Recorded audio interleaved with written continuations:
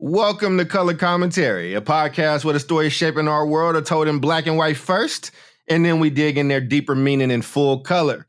Each week, I'll be bringing you the news like this.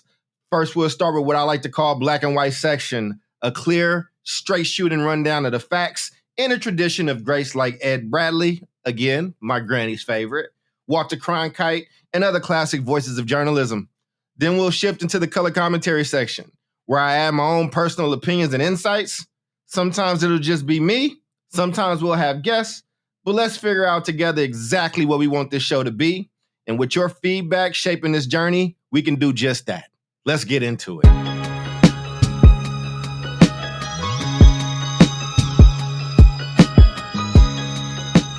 Young Thug just walked out of jail after 2.5 years. His plea deal ends Georgia's longest criminal trial in history. But the real question isn't about his freedom.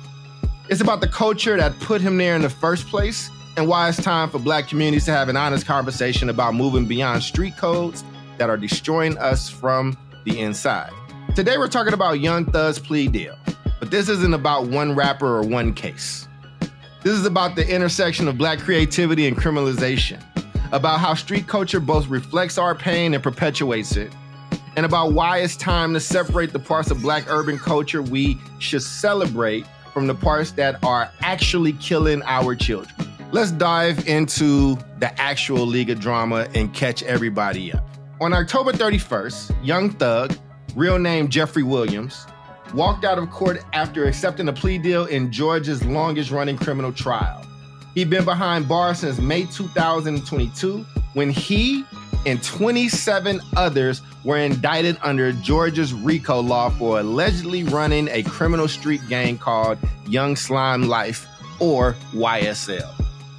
Prosecutors claim YSL wasn't just a record label, but a gang whose members committed murders, armed robberies, drug dealings, and carjackings. Williams pleaded guilty to firearm possession and participation in criminal street gang activity and no contest to racketeering and leading a criminal street gang. The judge sentenced him to serve 15 years probation. If he stays out of trouble, the rest of his sentence will be commuted to time served. But here's what made this case particularly controversial.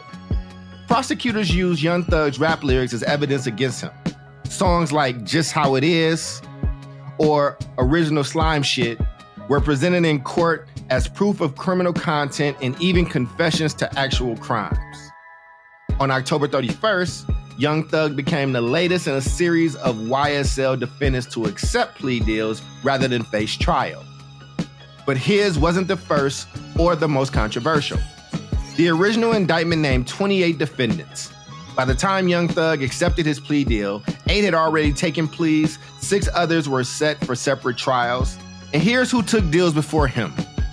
In December 2022, Gunna, Young Thug's former collaborator and friend, took an Alford plea, where you plead guilty while maintaining innocence.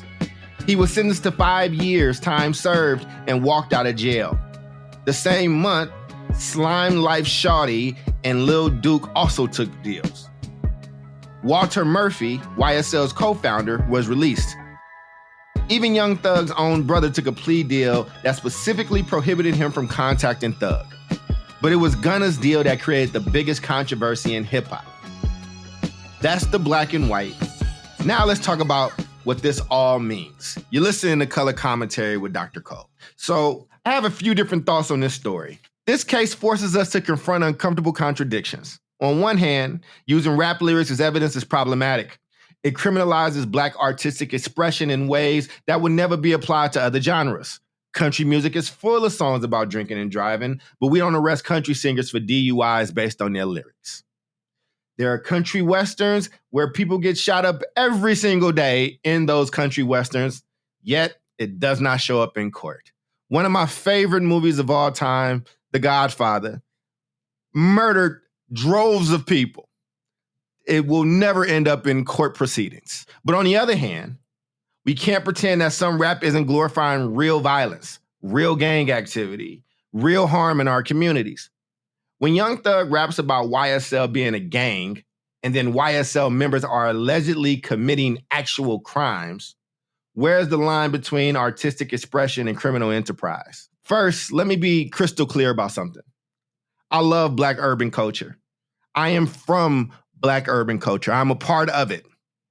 Black Americans created hip hop. We created street fashion. We created the language that the whole world now speaks. They might call it Gen Z, but it's really just hood shit. It's just hood talk that white kids have now discovered, and now it turns into Gen Z lingo. Our creativity born from struggle has shaped global culture in ways that can't be measured. Black Americans gave the world breakdancing and graffiti art. We turned turntables into instruments. We created a $1 billion industry from nothing but words and beats, which we do not own at the current moment, by the way. We made cool. We defined style. We set trends that corporations spend millions of dollars trying to replicate. Black urban culture gave us entrepreneurial spirit, from corner hustles to corporate empires. It gave us resilience, community loyalty, and the understanding that you can create something from nothing. You can create something from pain, all right? I don't know if I've said this on this podcast, but I myself grew up homeless. I lived in 4 shelters, went to 11 elementary schools, moved all around the country. And that pain has built into a lot of what people might consider my success today. And those are beautiful, powerful aspects of who we are. But alongside that beauty, we have to be honest about the parts of street culture that are destroying our communities. And the hardest truth is that some of the very codes that were meant to protect us are now the chains that bind us. Let me be clear about something just really personal, right? I really, really, really love hip hop. I truly do. I'm going to double down on this. I was raised in this culture. I also understand the significance of why we don't snitch, right? I grew up being told you do not talk to the police. My own parents, my grandparents, everybody in my community, the teachers in my community. No, do not talk to the police. We as Black people don't tend to trust the police in our communities, and there are some good historical reasons for all that stuff. I am what you would call a civilian. Now, what does that mean in the context? In context, that means that I'm not a street dude, all right? For all intents and purposes, I am what you would call a square. I have like 3 degrees. I went to a bunch of college, tried to stay out of trouble, worked very, very hard to do it. I'm a square, which means that I am not upheld to certain street codes.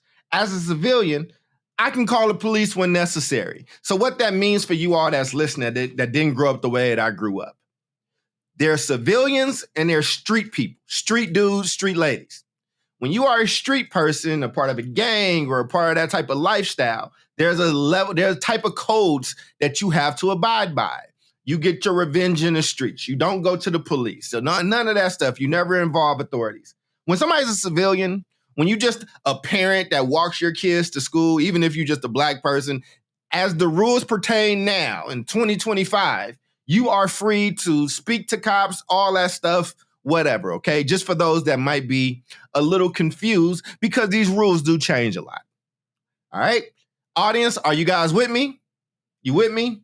Cool. Here's the reality. The streets' destinations tends to be jail or dead, broken families. The original purpose of street gangs, and this part is really important, is initially they were born so that they could protect us from crooked police or protect our communities from other people that might be coming in, or if there was some racial uprising or something, or some type of militia came, then these gangs were supposed to protect the community. That's how it was supposed to start. It was a place where a lot of Black people weren't getting love, and then they started being able to get love here. And somewhere along the line, that got lost. Like it really originally served as a protective function. Black gangs were created as protection against white violence and originally created for needed protection from other races. So in places like Chicago, where I was born just outside of in Maywood, Illinois, West Side suburb, gangs originally began more so for protection and togetherness and would later become involved in local politics and efforts to better the community. But that protective mission got lost somewhere along the way, all right? So now we've kind of talked about how these gangs came into fruition, let's bring it back to now and this whole Gunna situation of it all. Since December 2022, Gunna has been called a snitch and a rat across social media and in hip-hop circles. Former friends cut ties. His music was boycotted. Young Thug himself, in alleged leaked jail calls, called Gunna a rat and ended their friendship. Here's the thing. Gunna's legal team confirmed that he would not testify against any YSL defendants. His out for plea was essentially him saying, I'm not admitting I did anything wrong, but I don't want to fight this case anymore. But in street culture, because he was perceived as a street guy in his music, in his persona, any cooperation within that system, even just accepting a plea deal, is seen as betrayal. The code says you're supposed to fight the case, do the time, and never give the system anything it wants. This is where the contradictions start to get uncomfortable. The no snitching rule isn't protecting our communities. It's enabling the people who terrorize them. Since the 90s, this culture has devastated Black neighborhoods through the number of crimes that go unresolved, the killers who walk free, and the families who will never ever get their justice. When 5-year-old kids get shot in drive-bys and nobody talks to the police, that's not loyalty. That's complicity in our own destruction. And here's who pays the price for these contradictions. Black families, our young people, our elderly people. They grow up seeing gang affiliation as success. I'm back to talking about our young people now. They see street codes as honor. They see silence about violence as loyalty. Black youth are watching their role models get arrested, watching their communities get terrorized, watching their friends die over beefs that started over nothing, and the culture tells them it's just how it is. This is what being real looks like. Meanwhile, the same system that oppresses us uses our own cultural expressions against us in court. It's a trap designed to ensure we stay criminalized, incarcerated, and divided. How do I know this stuff? I've lost so many friends. One of my best friends, when we were graduating from middle school, junior high at the time, going from 8th grade into high school in 9th grade, DeMarcus, shot in front of his mom, killed. He looked older than what he was, but he was just a boy going into the 9th grade. Another very close friend of mine that I grew up playing basketball with in the driveway, having milk and cookies, got really good at selling dope, had a kid, starting to change his life around, and then got murdered. I lost a lot of friends to stupid street shit, a lot. But there's some alternatives to this, right? Some people have successfully navigated through and provided alternatives. Take Snoop Dogg. The same man who came up through gang culture of Long Beach and had his own brush with consequences of that life when he was on trial for murder in the 1990s. You know, he had a very famous song called Murder Was the Case that they gave me. It's actually a really dope song. I'm a big Snoop fan. Snoop is still affiliated, by the way, but he has tried to branch out and do other things, positive things for his community. Did y'all know that Snoop has gotten roughly 50 Black young men into the NFL through his youth football league? 50. That's more than some universities that have football programs have gotten into the NFL. Since creating the Snoop Youth Football League in 2005, over 60,000 kids have participated in the league. More than 50 SYFL players have played in the NFL, including, and you all might know some of these names, C.J. Stroud, Juju Smith-Schuster, Romeo Doubs, and Deion Henley. Current NFL Rookie of the Year, C.J. Stroud credits the league as instrumental in his development. This is what alternative pathways look like. Taking the same community investment energy that gangs were supposed to represent and converting that energy into something that actually builds up our youth instead of destroying them. Snoop understood firsthand where the street path leads, and he chose to create a different one. Now, does Snoop still engage in, is he still affiliated with the Crips?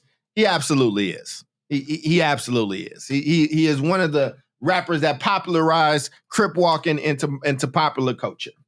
He is still loyal to his set, but I think Snoop would tell you that he is not an active participant. He is not somebody that is actively gangbanging.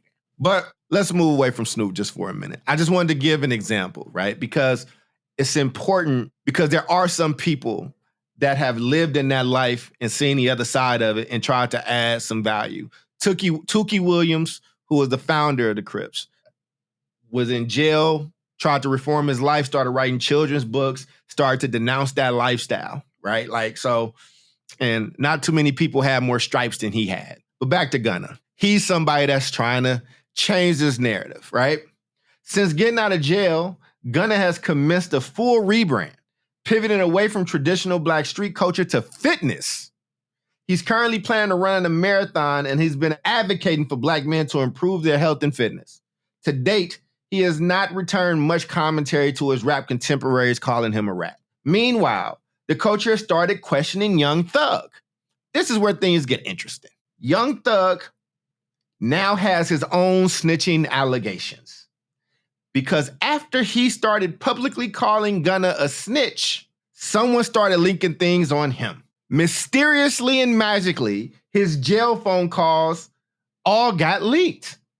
And in these calls, he had a lot to say.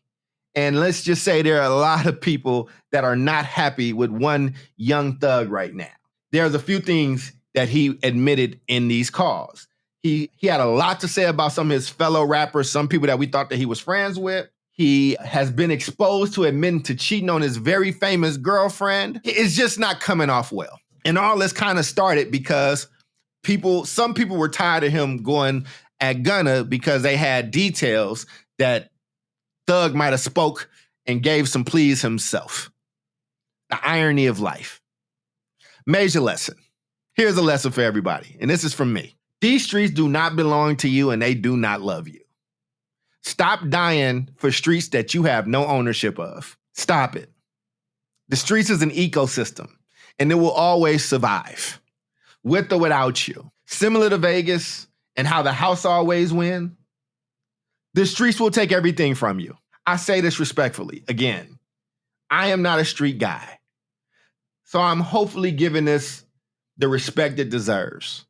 My father was a street guy until he wasn't. You know what also I had to do as a kid growing up? Visit him in jail. And my mother in jail. And they were both drug addicts until they weren't. This street shit breaks up families in so many ways. And while I'm proud of my parents of them being out of jail and getting clean and going back to college and getting degrees and they're still together, it's a beautiful story. The things that I saw, the things that I endured, what I see street culture do, I'll give another personal story. I cut myself off there. My father, we lived in East Oakland, and I don't know if it was a drug deal that went bad. I don't know if he was just talking shit to some people on the block. Have no idea. But it was about 4 cats that bum rushed into our apartment in East Oakland off of East 15th, about near the Fruitvale, and jumped my pops. And as they jumped my pops, and he fought back the best he could, laid down the rest of our house, called his big sister, whose husband was a pastor at the time, and all you heard about 20 minutes later was shooting and my aunt running in the house and grabbing us all and saying, "Oh, that's Michael shooting. Come on, let's go." See, these become regular occurrences when you a street dude and you got kids and families. There's no restitution for your dad being a street guy. There's no payoff that you get. And when he was in jail, those street cats didn't visit him. My mother visited him. We had to go visit him. And when my mom went to jail, the streets didn't go visit her. The streets didn't provide for us. My dad went to go visit her. We went to go visit her. And by the grace of God, both my parents are alive, where a lot of people were not. And young people, you're not getting real stories. What you're getting are these hyped up stories that become mythology. A lot of these things that happen in jail. And a story where maybe it was just a fight takes on different layers, and then somebody comes out and they OG, triple OG, and they have this reputation that is nothing but fairy tale. And that's the example that y'all are following. Not a real example, not the real consequences. The fairy tale, the make-believe aspect of it, because who's gonna make a story about them getting their ass beat? Who's gonna make a story about them being cracked out? Who's gonna make a story about them being jumped? Who's gonna make a story about all the L's, all the losses that they take? No, those are not the stories that make it to the cookout. Those are not the stories that they will share over spades with their friends. It's not the stuff of legend. In your story, you got to be the biggest and the baddest. And now I see 13, 14, and 15-year-olds that are building their personas right now off of false narratives. And it's sad. And the streets don't love you. I assure you that they don't. What does moving forward look like then? Moving forward means lifting up Black innovation, entrepreneurship, taking care of your community, taking care of your kids, taking care of your parents, building bridges, getting new experiences. How about loving yourself and loving each other? How about making sure that our boys are getting enough love so they don't have to go seek it out in the streets? That's how you move forward. And some of my favorite people are former gang members, are former drug dealers. You want to know why? Because they've been through it. They've seen it. They've seen how much of a lie it is. And they're passionate and they're tough, all that toughness. And they're realizing now in their 50s, 40s, and 60s, the type of trauma that they had experienced and why they responded that way. See, to be a real street person, you have to dampen your emotions to a place that's not necessarily normal. You have to have this emotional irregulation where you stop seeing the humanity in people that look just like you. Because if you see the humanity in people that look like you, then it's hard to pull the trigger on those people. But if I see you as a roach or of having no value, it's easier to shoot you. There's a Black Mirror episode, and people, you will learn that I'm like a movie and show nerd throughout this show. I like Black Mirror. Earlier seasons are better than the latter, but that's a whole different conversation. But there was one season where there were these soldiers were at war, and they got, I forget if it was a helmet they put on or they got drugged, but whatever it was, it altered what they saw. And they were in this war and they saw what looked like aliens or like giant roaches or whatever, right? Something that wasn't human. And their job was to go exterminate it. Well, somebody got the proverbial mask off or cleaned up from those drugs that they were being fed. And they saw that these creatures were actual people. And some of those people weren't soldiers. Some of those people were just human beings. They were just families. And basically this government program had been using these soldiers to eradicate these countries or these war zones. That's where Black Mirror gets really good, right? Because it takes very real things and contextualizes it in this Twilight Zone-esque way that talks about or has this commentary on what technology is doing to us. But this gang culture shit is before technology. But that's the process you have to go through. To get in a gang, many of those gangs, not all, I'm not an expert because I've never been in a gang, but I know enough. You have to get jumped in. What that means is 10 or more or whatever, 5, depending on however many people jump you in. To be down, you got to go in and you got to let these people beat your ass. That's the initiation. And it's even worse and can be unspeakable for girls or women when they get jumped in.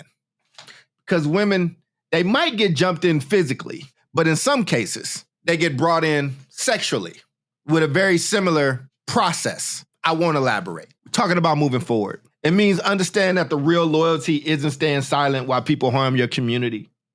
Real loyalty is speaking up to protect your community. The way Snoop channeled that energy into creating opportunities instead of perpetuating cycles. Some of our neighborhoods and communities are under attack. What if the men in those communities, instead of being parts of gangs that went after other brothers or other brown brothers or other people or whatever the case is, because gangs come in all colors and creeds and races. Let's get that clear. It's not just Black people. I'm just speaking from the Black perspective because I'm Black. But this ain't an opportunity to look down on Black folks because every culture got their version of gangs. But what if we actually was protecting our communities? What if we were actually taking that discipline and making sure that the elderly people in your neighborhoods were good? Making sure that those kids had safe passage to school. What if those gangs and that energy went to making sure that schools that are in these communities were actually good at the school part? What if they took that same energy and made sure that more of our people, more than 3 out of 10 of our kids that look like me, were reading at or above grade level? I'm not trying to preach at you. I'm somebody who is a square who is not a tough guy, but who has members of his family, some of those people are killers, man. Shooters in my family. And the shooting normally look like somebody that could be a part of my family. But we have no smoke for the system. It's funny how that happens. It's time to evolve. It is time. And I have friends that are in that lifestyle. People that I love, truly, that I have real love for, and they just took a different turn. They turned left where I turned right. My friends to this day, if I have any issues, they hear from me in all the ways. And the funny thing, Tommy, those people protected me. I played ball. Those friends of mine that were in that lifestyle wouldn't let me sit at the dice game. They wouldn't let me be around when they was bagging up dope. They wouldn't let me be around when the beef was about to come. They was like, hey man, you a smart dude. Hey man, go dribble that basketball somewhere. And I loved them for that. I'm not here to dehumanize those people. I'm not here to dehumanize Gunna or Young Thug or any of these people. I have real love for these people. Those people protected me. My father didn't bring us back to Maywood or the west side of Chicago or that area. He took us to California because he felt like that his kids would have a different opportunity there. And the same friends that he had here weren't there. I wouldn't see my father with those friends until I was an adult to see the level of respect that he had from those friends. And it was high. I didn't understand the sacrifice when I was a kid and moving all around the country, living in Maywood or Paducah, Kentucky, and eventually Oakland, California, or Stockton, California, or Hayward, or wherever I lived. The man was doing the best he could with what he had. Because there's no pension plan for street life. We more loyal to street codes than we are to black human codes. That's a problem. And it's a problem because it shows that we have the capacity for that level of discipline, for that level of love, for that level of support, and that level of manhood or womanhood, but we're investing it in bullshit. And some kid right now is heartbroken because they love and prayed to Gunna and Young Thug, and now their bubble has been burst and they have no identity now. So there's a deprogramming that now has to happen because they just found out that Santa Claus wasn't real. It is time to evolve. This ain't respectability politics. I'm not trying to please white people. I'm not trying to please your race. It's not about them. In some ways, and I understand, and I am a researcher. I read these things. I read history. I know the systemic factors that got us here. I know what white supremacy is and the impact that it has. And I also know that we have agency and free will. I also know that everybody in that neighborhood is not gangbanging. It's a decision that was still being made. It's a stacked decision. You might have felt pushed into that predicament, but there was still a choice. I'm just asking that we try to make different choices. And if you do have to come together on some gang-esque type of stuff, can you do it for a better cause? Well, can you at least lead these kids in the right direction? Can you at least say what's happening? The truth. Are you capable of doing that? So as I come up on my closing thoughts, I really don't want to hear the respectability politics BS. I don't. I'm not. Those are not the games that I'm playing right now. This is about our survival. This is about our next generation's survival. It's about protecting the current generation that's here. Because even though I wasn't a street dude, there's a lot of dumb things that I did out of my mindset from just toxic shit that I grew up seeing that was acceptable and championed at the time. You know, I have two really good friends. One of them has passed on, and we all around the same age. One of us went to college, one of us went to the Army, and one became a street dude who was really successful. All three of us were really successful in what we did. And then the friend that was a street dude went to jail. And so it just so happened that I didn't go to college too far away from home, like 40 minutes, so I was all raised in the old neighborhood. But my brother, my homie, the one who went to the Army, was on leave. You know, he did 2 tours in Iraq and 1 in Afghanistan, so he was on leave. And then our other friend, the street cat, had just gotten out of jail. And the three of us got to link up in our old neighborhood in West Oakland, man. It was beautiful. I was so happy to see them. And let me tell you the response that we got. Me, the college boy, what's up, nerd? What's going on?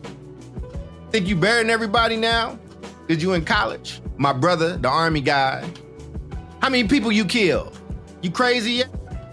How dare you go and be in that Bush army? You listen to George Bush. And you know what happened with our third friend when he got out of jail? They threw him a party. That's some fucked up dynamics. If you are a young person seeing that and witnessing that, what are you gonna think? My friend's a war hero.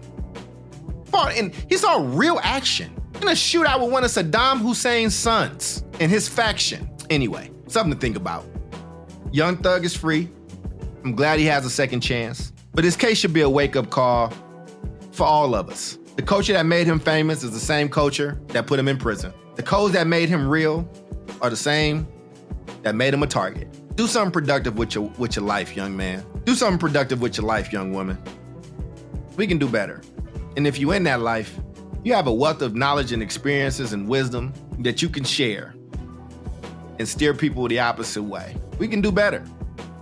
Our children's lives depend on it. Our collective psyche deserves it. And most importantly, God desires it. We can do better. I love those people. I think if you are in a gang, I still think I see your humanity. I know why the gang is appealing.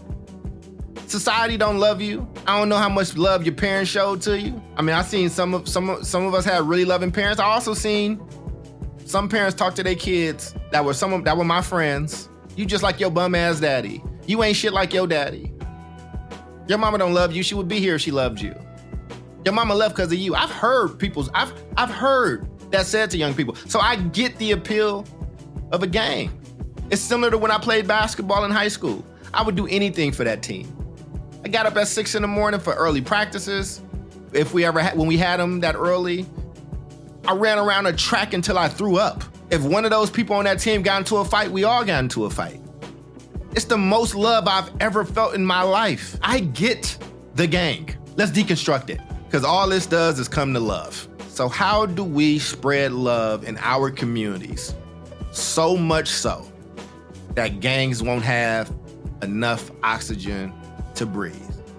And this stop snitching shit, this stop ratting stuff, that whole game is about who can lie the best. And the people that are the truest and most loyal to that game tend to have a lifetime of misery, and it tends to travel through generations.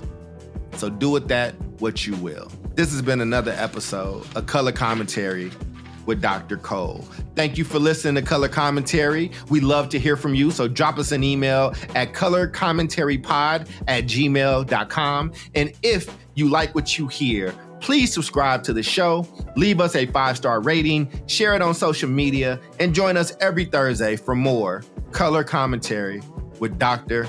Charles LeVon Cole III. God bless and peace out.